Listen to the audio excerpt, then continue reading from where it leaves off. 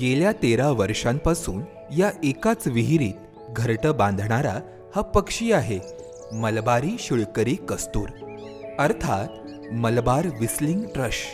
ही विहीर आहे रत्नागिरीच्या निवळे गावातील गावडे कुटुंबियांची आणि ही गोष्ट आहे त्या विहिरीतल्या शिळकरी कस्तुराची।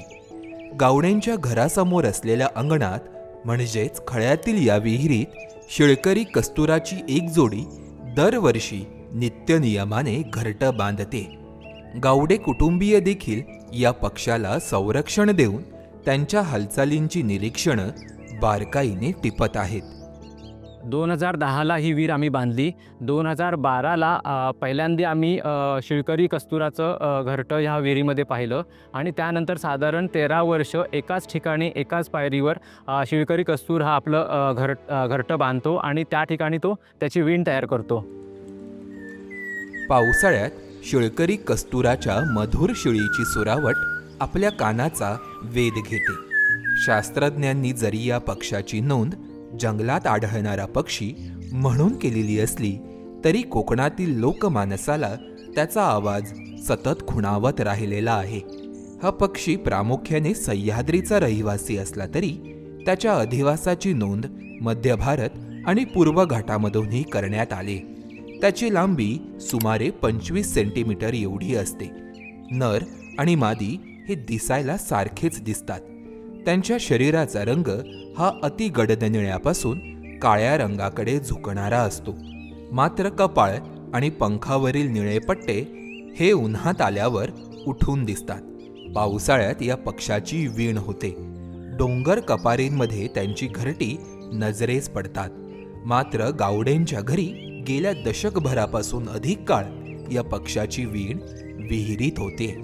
शिक्षणासाठी बाहेर असल्यामुळे माझं जास्त लक्ष इथे नसायचं आणि काही 5-6 वर्षापूर्वीपासून मी इथे रत्नागिरीत राहतोय, त्याच्यामुळे माझं त्याच्यावर निरीक्षण करणं सोपं पडतंय।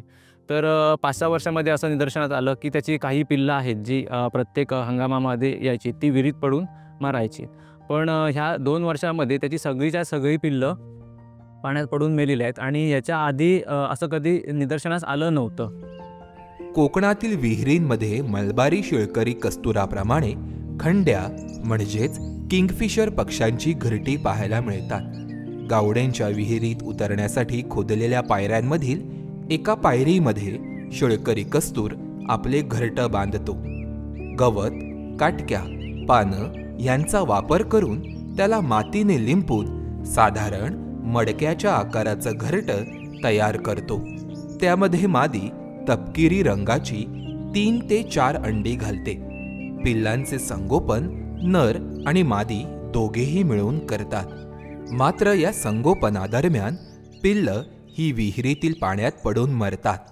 गेल्या काही वर्षामधील याची वाढलेली वारंवारता पाहून गावडे कुटुंबियांनी काही उपाययोजना केल्या आहेत। मागील 2-3 वर्षाचा अनुभव बघता पिल्लं पाण्यात पडून मरून जात होती। यासाठी प्रिकॉशन म्हणून आम्ही 14-15 फुटावर घरट्याच्या खाली बरोबर 1 फुटावर विहिरीच्या गोलाकार घेरासारखी एक जाळी बसवली, जेणेकरून पिल्लं पाण्यात पडून मरून जाऊ नयेत म्हणून। त्यानंतर दुसऱ्या विणीमध्ये 2 अंडी पुन्हा त्या पक्ष्याने घातली आणि त्यानंतर ठराविक वेळेनंतर जशी जशी त्यांची मॅच्युरिटी होत जाते त्यानुसार पुन्हा आम्ही जाळी त्या घरट्याच्या खाली बसवली आणि त्यातील एक पिल्लू त्या जाळीवर बसून वाचलं आणि ते नंतर उडून गेलं। शिळकरी कस्तूर हा मिश्र आहारी आहे। पिल्लांच्या संगोपनादरम्यान शिळकरी कस्तूर आपल्या पिल्लांसाठी गांडूळ, छोटे बेडूक, कीटक, छोटी फळे गोळा करून आणतो। आळीपाळीने नर आणि मादी विहिरीत उतरतात आणि आपल्या पिल्लांना खाद्य भरवतात। पिल्लं विहिरीबाहेर पडल्यावर देखील पालक पक्षी त्यांची काळजी घेतात। या 13 वर्षामध्ये निदर्शनात आलेली काही ऑब्झर्वेशन्स म्हणजे शिळकरी कस्तूर हा काही वेळा 2 वेळेला वीण तयार करतो। म्हणजेच हे कधी दिसतं तर जेव्हा त्याची पिल्लं मोठी होऊन विहिरीतून निघून गेली किंवा काही पिल्लं विहिरीत पडून मेली की त्यानंतर तो दुसऱ्या वेळीस पुन्हा वीण तयार करतो। अजून एक निदर्शनात आलेली गोष्ट म्हणजे पिल्लांची विष्ठा शिळकरी कस्तूर आपल्या पायामधून आणून तो विहिरीच्या बाहेर नेऊन टाकतो। गावडेंच्या विहिरीतला हा कस्तूर मानव वन्यजीव सहजीवनाचं अस्सल उदाहरण आहे। शिवाय वन्यजीव हे मानवी अधिवासालाही कशा पद्धतीने आपलेसे करून घेतात याचेही हे एक उत्तम उदाहरण आहे. गावडे कुटुंबीय आणि या शेळकरी कस्तुराची ही साथ अशीच कायम राहू देत आणि त्यांच्या घराशेजारी कस्तुराची मधुर शीळ कायम गुंजत राहू देत, हीच सदिच्छा. तुम्हाला आमचा हा व्हिडिओ कसा वाटला हे आम्हाला कमेंट करून नक्की कळवा आणि अशाच वन्यजीव विषयक व्हिडिओंसाठी MahaMTVला सबस्क्राईब करा. धन्यवाद.